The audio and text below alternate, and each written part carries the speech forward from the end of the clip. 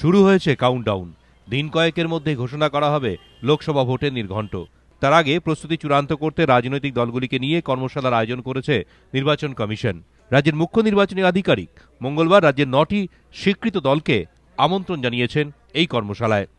Election কমিশনে যে latest ইনস্ট্রাকশনসগুলো আছে বা ইম্পর্টেন্ট যে গাইডলাইন্সগুলো আছে যেটাকে মেনে নিয়ে নির্বাচনটা করতে হয়, সেখানে ওদেরকে সেন্সিটাইজ করা হচ্ছে।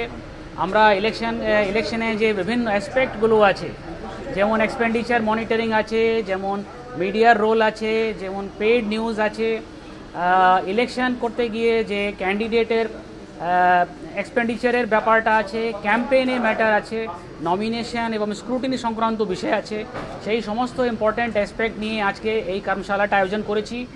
এবারের ভোট কিভাবে পরিচালনা করতে চায় কমিশন, রাজনৈতিক দলগুলির কাছে তা স্পষ্ট করা হবে এবং ভোট সংক্রান্ত খুঁটিনাটি সমস্ত বিষয় উঠে আসবে এই কর্মশালায়। কমিশন সূত্রের বক্তব্য, কর্মশালায় যেগুলোর উপর গুরুত্ব দিচ্ছে কমিশন সেগুলো হলো মনোনয়ন প্রক্রিয়া, মনোনয়নপত্র পরীক্ষা, ভোটের প্রচার ও তার নিয়ম, প্রার্থীর নির্বাচনী খরচ, প্রচারের সময় বিধিনিষেধ, মিছিল ঘিরে কমিশনের দৃষ্টিভঙ্গি। গোটা দেশেই এ ধরনের কর্মশালার আয়োজন করার নির্দেশ দিয়েছে নির্বাচন কমিশন। দিল্লিতেও একই সঙ্গে স্বীকৃত রাজনৈতিক দলগুলিকে নিয়ে কর্মশালার আয়োজন করবে তারা। সেই সঙ্গে রাজ্য স্তরের পাশাপাশি একই উদ্যোগ নেওয়া হচ্ছে জেলা স্তরেও। দীপক ঘোষ, এবিপি আনন্দ, কলকাতা।